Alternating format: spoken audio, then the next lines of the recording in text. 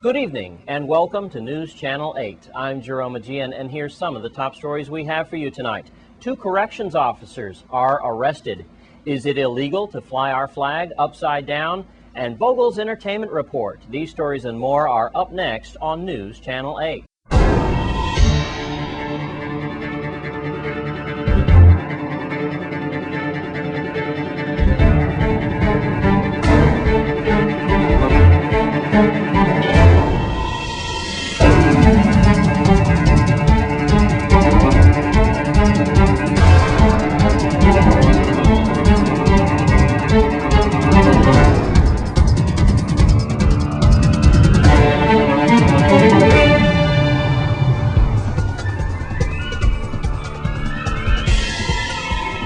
In our top story tonight, well, earlier this week, we gave you an exclusive report about a probable acid attack on a Golden Grove inmate. 2 corrections officers have now been arrested on assault charges. News Channel 8's Wes Small has this story. Thanks a lot, Jerome. Problems at Golden Grove Correctional Facility once again. We now have 2 former COs, 2 former correction officers that have been arrested, that for beating a prisoner about a year ago. 39-year-old Freeze Mason from Williams Delight was arrested 2:15 on Monday. Rosemarie Jarvis, 44 years old, from Estate Hope. She was taken into custody at 3:10 p.m. on Tuesday.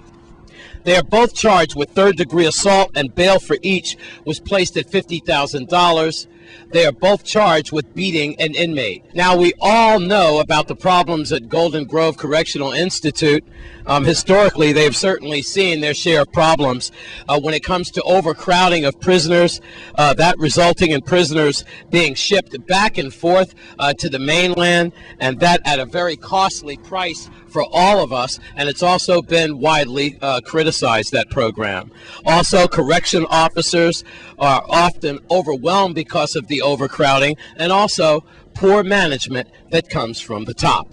Other problems existed as well here at Golden Grove, including improper medical care for the inmates, also the lack of programs so that when they get out and rehabilitate themselves, they can look forward to something, to leading prospective lives. I don't see that here in this institution, and of course we could blame some of it on the economic situation all over the world and nationally. A lot of the prisoners' programs are the first to go. But here's something perhaps you didn't know when it comes to sexual activities inside of this institution. Now, we all know about what happens in sexual episodes when it comes to inmates, but did you know about COs, correction officers, having sex with inmates here? It's a widely known fact, and it's always talked about on the streets, but it never becomes public here. I also know firsthand of a cadet who just went through the program here at Golden Grove, and she was but she was approached by one of her correction supervisors and asked for a sexual favor. That correction officer has since resigned her post. Too much pressure.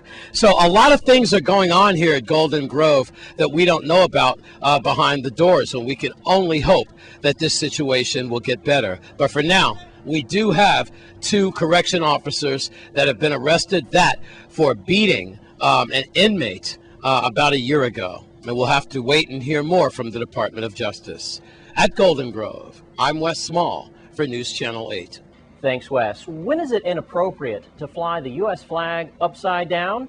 News Channel 8's Wes Small explains. I'm here with Rocky Hughes from Hughes Aviation, and when we last left Rocky, he was involved unfortunately, about an ongoing feud with Bulky, and which now has seemed like it's involved with the VI Port Authority and also the government. We're going to cut right to it. Rocky, you were not protesting, but you were making a statement by flying our colors upside down. The United States flag you hold here in your hand, and we have here a cease and desist order from VI Port Authority, Rocky, that says you are hereby advised that flying of the U.S. and VI flags upside down is a vagrant show of disrespect, sir, to our union's colors, and it's to be removed immediately.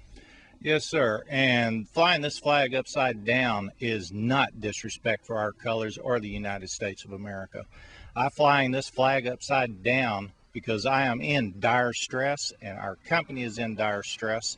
We are asking for the United States government and the United States government of the Virgin Islands to intervene and help us with this company while it is systematically being destroyed through the aggressive efforts of the Port Authority. Yeah. Now we go into this next document here, and respect for the flag. It says that the flag should never be displayed with the Union down, except as a signal of dire distress in instances of extreme danger to life or property. Are you in dire distress, sir? Yes, sir, we are, and I believe I am in distress, and I'm in a life-threatening situation, as I believe the high levels of working with the stress-related activities of the Port Authority, property management personnel, and their harassment tactics have created enough stress with me that I've had to have 4 stents put in my heart, and our life is in danger out here, and all of our equipment is in danger, and the company is in danger of being destroyed.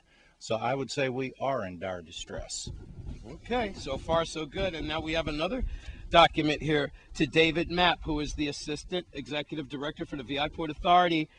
And it says here, Rocky, that you used to be a staff sergeant in the United States Army, and you've also fought overseas, and you contend that you are, when it comes to an American, you are 100% one, and you claim that they're wrong, and then you are absolutely 100% in your rights. Yes, Is that sir. how you feel? Yes, sir, I do. In 1969 to 1977, I have carried and defended our United States flag. I have nothing but the utmost respect for our colors and everything that she represents. But when I fly her upside down, that is asking the United States government for help and intervention here. This is not disrespect for our veterans, my brother veterans and veteran sisters. We have all honored this flag. We have defended this flag. Well, so I do not disrespect this flag, but it is upside down with her union down so that the government can know I'm asking for help. What would you like the people in the United States and all over the world to know? Because of unchecked authority, unchecked aggression, and it's just unchecked laws, activities that are being allowed, and corruption on this airport and within our government, that we need some assistance with the federal government or the United States government so that people like me, companies like ours, don't get into stress so that they can prosper, promote activity for our island, for the airport, and for all of our citizens. Why does it seem like we're involved in a game of Monopoly? Because we have signs where the Port Authority has flagrantly advertised for one company. They will raise rents for another company, give another company a decreased rent rate, and promote that company. When several companies get involved in arrears on rent issues, they evict one company, such as ours. They turn around and they promote the other company and give him rent reductions. Well, there you have it. Perhaps it's not the last we've heard of this situation. Rocky Hughes, from formerly Hughes Aviation, and this is where we stand. At Henry Rolston Airport, I'm Wes Small for News Channel 8.